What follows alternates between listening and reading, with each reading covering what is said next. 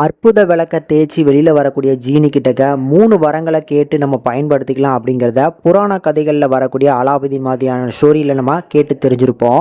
அப்படி இந்த வெப் சீரிஸில் ஒரு ஜீனி பார்த்தீங்கன்னா நம்ம கதாநாயகி கிட்டக்க ஒரு 3 வரங்களை கொடுக்கறதுக்கு ரெடியாக இருக்குது. அந்த 3 வரங்களை அவங்க எப்படி பயன்படுத்திக்கிட்டாங்க அப்படிங்கிறத பயங்கர ஃபேண்டசியாக லவ் அண்ட் ரொமான்டிக்கல் காமெடி ட்ராமாவாக காமிச்சிருக்கக்கூடிய ஒரு வெப் சீரிஸ் தான் ஜீனி மேக் எ விஷ். இந்த சீரியஸ் தமிழ் டப்பிங்கோட நெட்ஃப்ளிக்ஸில் வெளிவந்திருக்கு. இது டோட்டலாக ஒரு 13 எபிசோட்ஸ் கொண்டு பார்த்தீங்கன்னா பிளான் பண்ணி ரிலீஸ் பண்ணியிருக்கிறாங்க. இப்பொழுதுக்கு நான் ஒரு 5 எபிசோட் கம்ப்ளீட் பண்ணியிருக்கிறேன். இந்த 5 எபிசோடு வேறு லெவலில் இருந்துச்சு. ஸ்டோரி நான் ஏற்கனவே சொன்ன மாதிரி தான். ஸோ இதில் கதாநாயகியோட ஆர்க்கு பார்த்தீங்கன்னா இங்கே ஒரு முக்கியமான பாயிண்ட்டாக இருக்குது.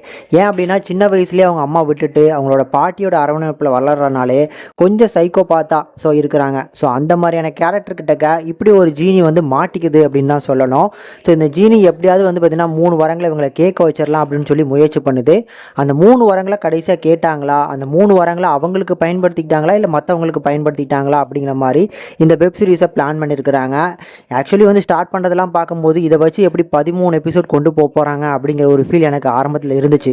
ஆனால் அந்த 5 எபிசோடு பார்த்தேன் பாருங்கள், ஒவ்வொரு எபிசோட்லையுமே ஸ்ட்ராங்கான ஒரு ரைட்டிங் கண்டிப்பாக இருக்குது. இதுக்கப்புறம் இருக்கக்கூடிய ஒவ்வொரு எபிசோட்லையுமே கண்டிப்பாக அதை பேலன்ஸ் பண்ணுவாங்க அப்படிங்கிறதும் நம்பிக்கை இருக்குது. முக்கியமாக இந்த வெப் சீரிஸில் வரக்கூடிய கதாபாத்திரங்கள் ஓரளவுக்கு பார்த்தீங்கன்னா நல்லாவே ஹேண்டில் பண்ணியிருக்கிறாங்க. ஸோ ஜீனி நம்ம ஹீரோயினோட கேரக்டர், அவங்களோட பாட்டியோட கேரக்டர், ஜீனியோட பெட்டை வரக்கூடிய அந்த பேந்தர், பிளாக் பேந்தர், ஸோ அது சூப்பராக ஃபன் பண்ணோம். இந்த மாதிரி கதாநாயகியை சுற்றி இருக்கக்கூடிய ஒவ்வொரு கதாபாத்திரங்களுக்குமே நல்லா ஃபோக்கஸ் பண்ணியிருக்கிறாங்க.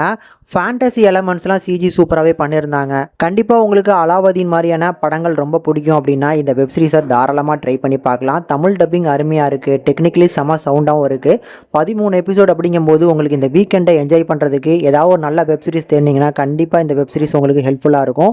ஸோ என்னை பொறுத்தளவுக்கு இது ஒரு மஸ்ட் வாட்சபிள், கண்டிப்பாக மிஸ் பண்ணிடாதீங்க.